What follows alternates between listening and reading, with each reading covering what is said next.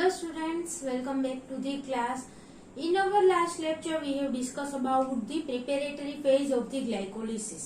ठीक है, so यहाँ पर हम सेकंड फेज के बारे में डिस्कस करेंगे. हमने कल डिस्कस किया था कि glycolysis is made up of the two phases और EMP pathway is made up of two phases. Okay, first phase is the preparatory phase की जहाँ पर ग्लूकोज को जो आगे की प्रोसेस है एनर्जी यील्डिंग स्टेप्स है उसके लिए प्रिपेयर किया जाता है. ठीक है, सो जनरली कैटाबोलिज्म की प्रोसेस में क्या होता है, एनर्जी रिलीज होती है, but in this preparatory phase ATP would be used. Okay, primarily जो ग्लूकोज मॉलिक्यूल है उसको एक्टिवेट करने के लिए एटीपी का यूज होगा. उसके बाद वही एटीपी सिंथेसाइज हो जाएंगे. ठीक है, आफ्टर फेज में. सो प्रिपेरेटरी फेज के बारे में हमने डिस्कस किया था कि जहां पर एटीपी यूज होते हैं. Now the second phase is the pay off phase. ठीक है, प्रिपेरेटरी फेज में जो भी एटीपी यूज हुए हैं वो पे ऑफ फेज में उससे ज्यादा अमाउंट में एटीपी सिंथेसाइज हो गए. ठीक है, सो पे ऑफ फेज के बारे में हम अभी यहाँ पर डिस्कस करेंगे. कल लेक्चर में हमने प्रिपेरेटरी फेज के पांच स्टेप्स के बारे में डिस्कस किया था. ठीक है, सो उन 5 स्टेप के बाद जो लास्ट प्रोडक्ट थी वो क्या थी, ग्लिसरॉल्डिहाइड 3-फॉस्फेट, अगर आपको याद है तो. Okay, so glyceraldehyde three phosphate was formed at the end of the preparatory phase. Now the pay off phase will start with this glyceraldehyde three phosphate. Okay, the first enzyme is the glyceraldehyde three phosphate dehydrogenase. Okay, यहाँ पर क्या होगा, glyceraldehyde 3-phosphate would be converted into the 1,3-bis-phosphoglycerate. Okay, यहाँ पर जो extra phosphate group है, पहले हम दोनों का स्ट्रक्चर देख लेते हैं. ठीक है, ये है ग्लिसरॉल्डिहाइड 3-फॉस्फेट. यहाँ पर क्या है, एक थर्ड कार्बन पर ही फॉस्फेट मॉलिक्यूल जुड़ा हुआ है.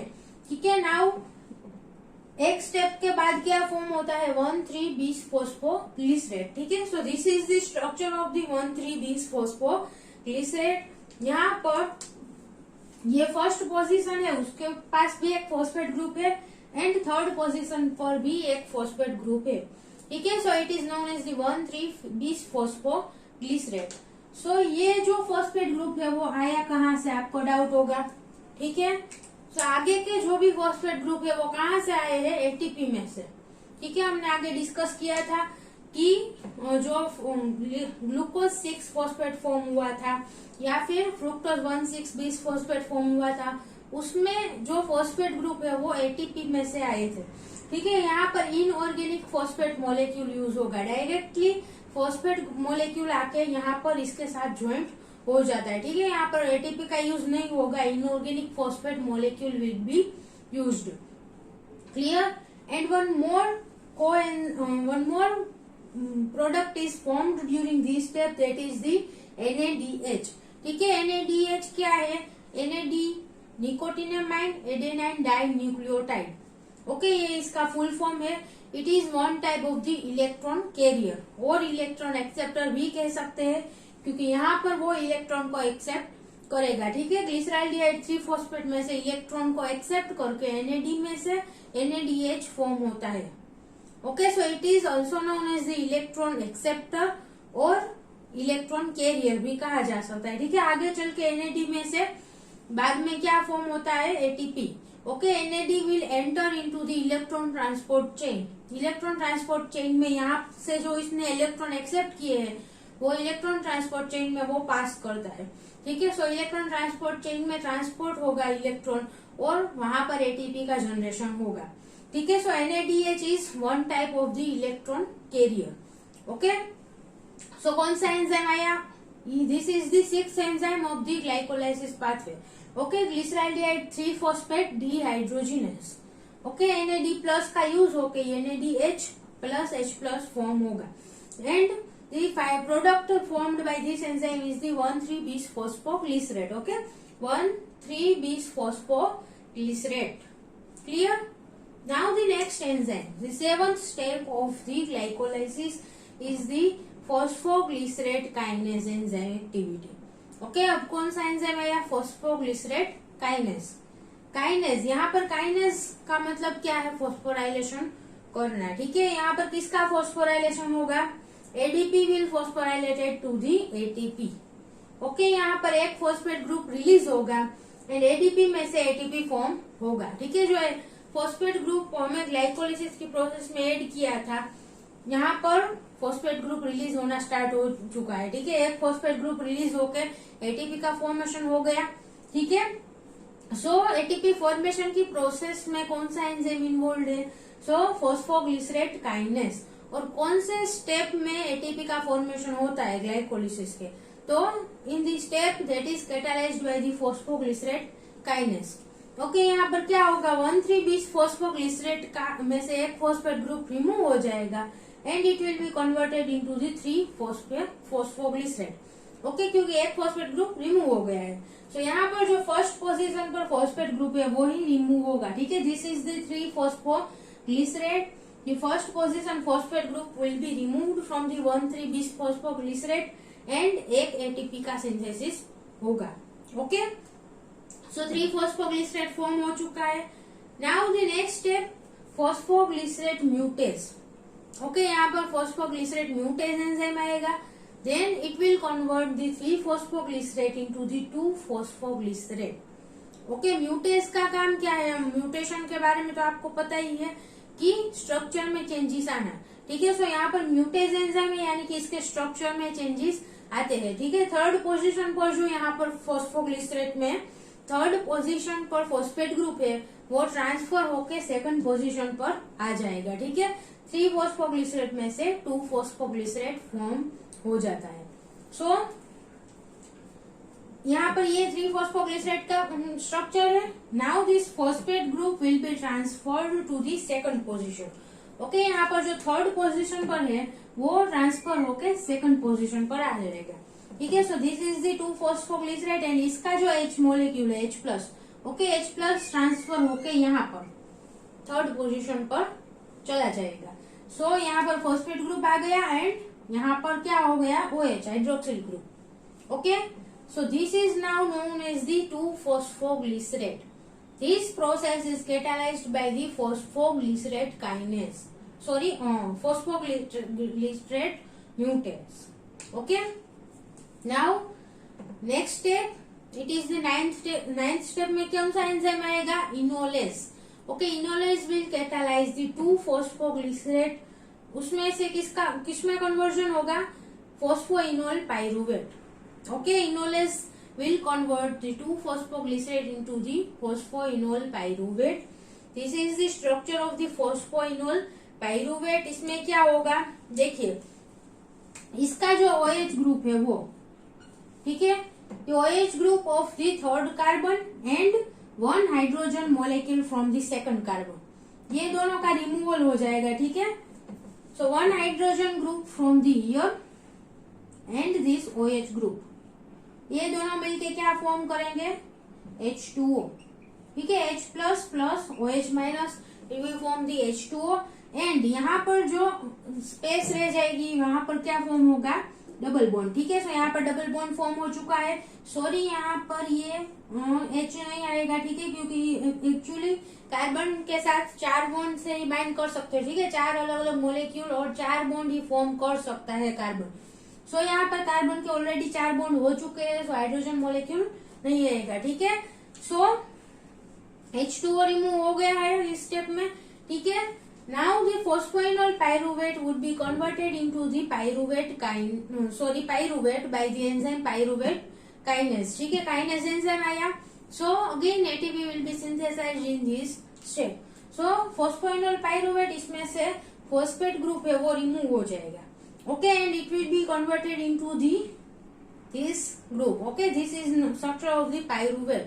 Pyruvate में convert हो जाएगा phosphoenol pyruvate. Okay, so pyruvate is the end product of the glycolysis. हमने स्टार्टिंग में ही डिस्कस किया था कि ग्लाइकोलिसिस में क्या होता है, ग्लूकोज का ब्रेकडाउन होके पाइरूवेट का सिंथेसिस होगा। ठीक है, सो यहाँ पर फाइनली पाइरूवेट का सिंथेसिस हो चुका है। So these are 5 steps are the पे ऑफ फेज की जहाँ पर एनर्जी का जनरेशन होता है। ठीक है, और प्रिपेरेटरी फेज में क्या हुआ था, एनर्जी यूटिलाइज्ड हो गई थी। ठीक है, सो इसके बेसिस पर ये 2 फेजेस दिए गए हैं। ठीक है, preparatory phase and pay off phase. Okay, so this are the structures of the all the molecules. आपको स्ट्रक्चर अगर याद नहीं रहते तो नहीं रखे तो चलेगा, सिर्फ मॉलिक्यूल्स के नाम और इंटरमीडिएट के नाम आपको याद रखने हैं, एंजाइम्स के नेम भी याद रखने जरूरी है, ठीक है। सो इस तरफ जो भी पाथवे में मैंने लिखा है वो सब चीजें याद रखनी है कि कौन से स्टेप में कौन सा एंजाइम इन्वॉल्व होता है और कहाँ कहाँ पर एटीपी का सिंथेसिस हो रहा है, और NADH भी फॉर्म होता है एक स्टेप में, ठीक है। सो ये सब स्टेप में आपको याद रखने हैं, okay. Here we need to discuss one more thing. देखिए, हमने ग्लाइकोलिसिस में जो प्रिपेरेटरी फेज डिस्कस किया था उस टाइम पर डिस्कस किया था कि अल्डोलेज के स्टेप पर ब्रेक डाउन होता है, ठीक है। फ्रुक्टोज 1,6 बिसफॉस्फेट का ब्रेक डाउन होके 2 ट्रायोज शुगर फॉर्म होती है, ठीक है। One was glyceraldehyde three phosphate and the second was the dihydroxy acetone phosphate, okay. और उसके बाद का जो स्टेप है उसमें क्या होता है, डाइहाइड्रोक्सी एसीटोन फॉस्फेट भी ग्लिसराल्डिहाइड 3-फॉस्फेट में कन्वर्ट हो जाएगा, ठीक है। So at the end of the preparatory phase हमारे पास कितने ग्लिसराल्डिहाइड 3-फॉस्फेट के मॉलिक्यूल्स हो गए, 2, ओके। सो यहाँ पर सभी चीजें 2-2 अमाउंट में ही यूज होगी, ठीक है।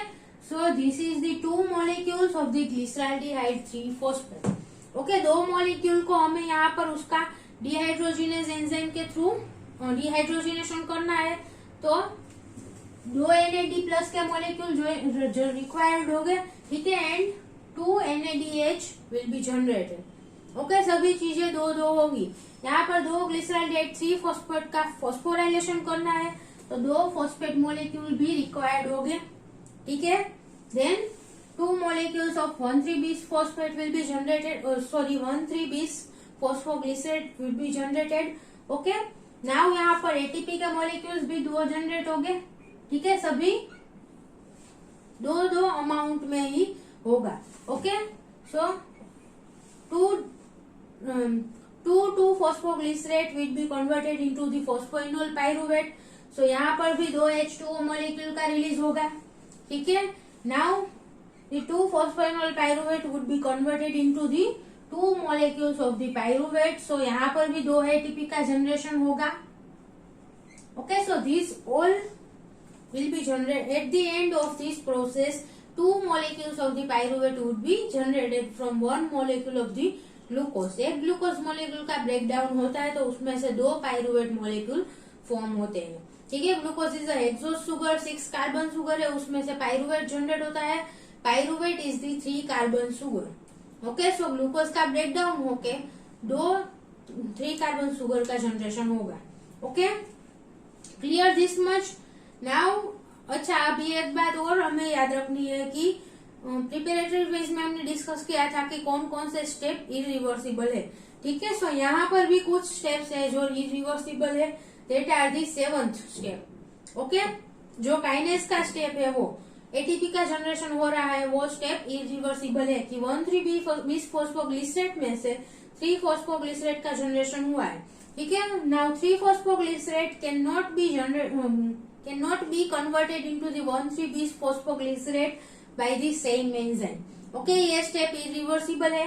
And the last step phosphoenol pyruvate में से जो पाइरुवेट का जनरेशन हो रहा है उस स्टेप में भी वो स्टेप भी कैसा है, इरिवर्सिबल, ठीक है। यहाँ पर भी जो पाइरुवेट है वो वापस फॉस्फोइनोल पाइरुवेट में सेम एंजाइम थ्रू कन्वर्ट नहीं हो सकता, ठीक है। सो बेसिकली जो भी काइनेस के स्टेप है प्रिपेरेटरी फेज में भी first step and third step वो 2 इरिवर्सिबल स्टेप थे, ठीक है। They are the step of the kinase enzyme, and यहाँ पर भी दोनों काइनेज एंजाइम के ही स्टेप है, ठीक है।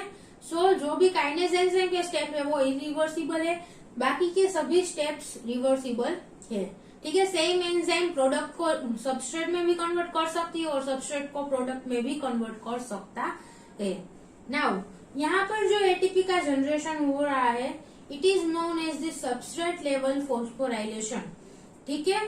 क्योंकि ये जो एटीपी जनरेट हो रहे हैं वो किसके थ्रू हो रहे हैं कि जो सबस्ट्रेट का ब्रेकडाउन होगा, ठीक है। सबस्ट्रेट का ब्रेकडाउन होकर प्रोडक्ट फॉर्म होती है, उस टाइम पर क्या होगा, 1,3-bis फॉस्फोग्लिसरेट फॉर एग्जाम्पल है, उसका ब्रेकडाउन होके 3 फॉस्फोग्लिसरेट फॉर्म हुआ है, तो इसके ब्रेकडाउन की जो एनर्जी रिलीज होती है, ओके, जो एक्सर्गोनिक रिएक्शन है उसके थ्रू जो एनर्जी रिलीज होती है उसकी वजह से एटीपी का सिंथेसिस हो रहा है। ठीक है, डायरेक्टली प्रोसेस में जो एनर्जी रिलीज हो रही है उसके थ्रू एटीपी का सिंथेसिस हो रहा है। So it is known as the substrate level phosphorylation. Okay, so ये जो एटीपी जनरेट हुए हैं यहाँ पर, ठीक है, ये this are known as the substrate level phosphorylation or generated by the substrate level phosphorylation. Okay, now दूसरे एटीपी भी कहाँ पर जनरेट होते हैं ये भी आपको क्वेश्चन होगा। तो ये जो हमारा NADH फॉर्म हुआ है वो जाके इलेक्ट्रॉन ट्रांसपोर्ट चेन में एंटर करेगा, फिर वहां पर इलेक्ट्रॉन का ट्रांसपोर्ट होगा और उसके बाद एटीपी सिंथेसिस होता है। ठीक है, सो वो सबस्ट्रेट लेवल फॉस्फोराइलेशन नहीं कहलाएगा। यहाँ पर डायरेक्टली प्रोसेस के में जो एनर्जी रिलीज होती है उसमें से जो एटीपी का जनरेशन होता है it is known as the substrate level phosphorylation. Okay, clear this much? So this is the overall equation for the process of the glycolysis. ठीक है, क्या क्या मॉलिक्यूल्स यूज होते हैं और at the end of the glycolysis कौन कौन से मॉलिक्यूल सिंथेसाइज हो रहे हैं और हमें प्रोडक्ट के रूप में मिलते हैं। ठीक है, उसे यहाँ पर लिखा गया है पूरे के पूरी प्रोसेस में से काउंट करके। ठीक है, तो एक बार देख लेते हैं। Glucose plus 2 ADP molecules, then 2 phosphate, okay, inorganic phosphate molecules plus 2 NAD plus this all molecules are utilized into the process of the glycolysis and at the end product के रूप में हमें क्या क्या मिलता है? 2 pyruvate molecules, then 2 ATP molecules, 2 NADH and 2 H plus molecules. Okay, so this is the overall equation for the process of glycolysis. Okay, आप लोग ये स्क्रीन पर पूरी की पूरी प्रोसेस देख सकते हैं। ग्लाइकोलिसिस की preparatory phase and pay off phase दोनों को ही साथ में दिखाया गया है। ठीक है, आप पूरी प्रोसेस को दिखाया गया है। सो आप उसमें से एक एक स्टेप को देखकर कंपेयर कर सकते हैं कि किस प्रकार ये इक्वेशन डिराइव हुई है। ठीक है, वो हम अभी देखेंगे। सो सबसे पहले प्रोसेस कहाँ से स्टार्ट होती है? Glucose molecule. Okay, glycolysis will start with the glucose. So एक ग्लूकोज मॉलिक्यूल तो इज द सबस्ट्रेट चाहिए ही होगा। ठीक है, so glucose, then the first step में क्या होता है? It will be utilisation of the 1 ATP molecule. Okay, so एक ATP मॉलिक्यूल यहाँ पर फर्स्ट स्टेप में यूटिलाइज हो रहा है। ठीक है, सेकंड स्टेप में कुछ यूटिलाइज भी नहीं हो रहा है और कुछ प्रोडक्ट के रूप में फॉर्म भी नहीं हो रहा है। ठीक है, then we will go to the third stage. Third step में क्या होगा? एक ATP का यूटिलाइजेशन होगा। ठीक है, so here 2 ATP will be utilized till now.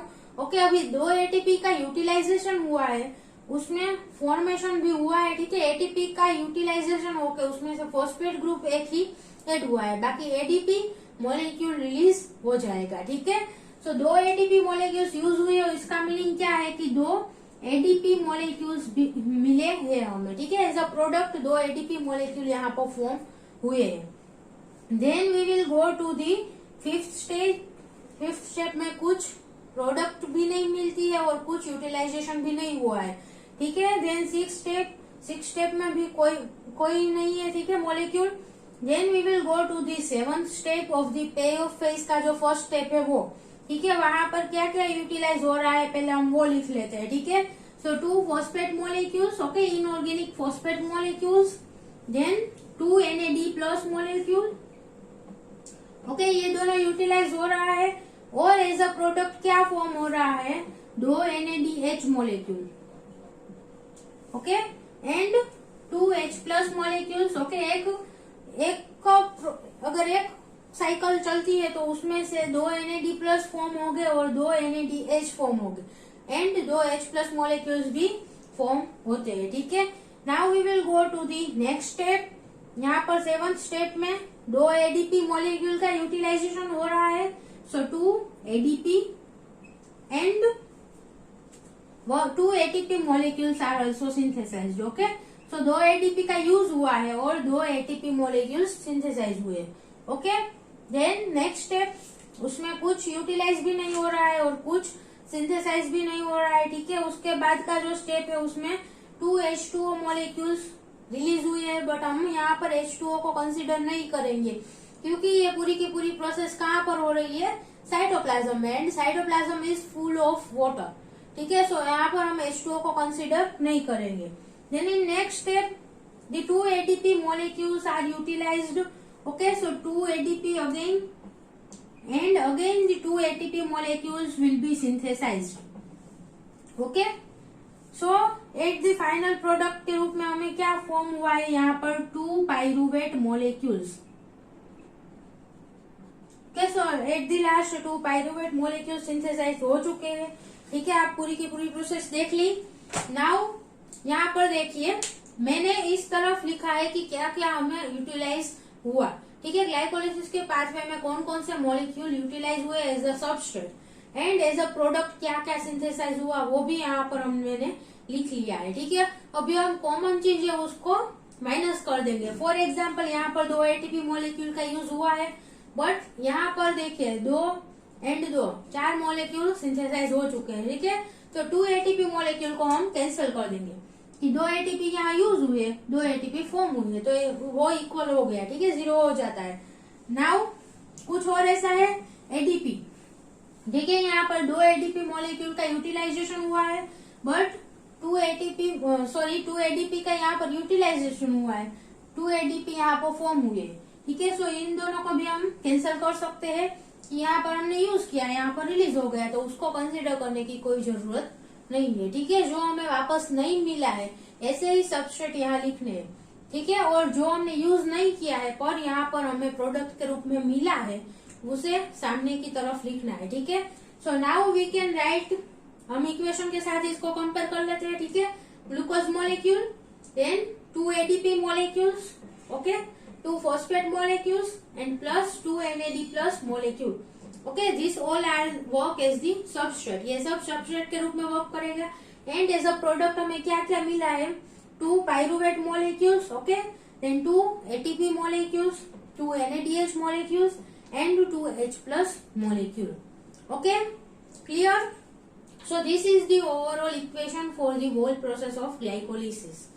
Thank you so much students for watching this video, and if you have any doubt then please ask in the comment box. Thank you.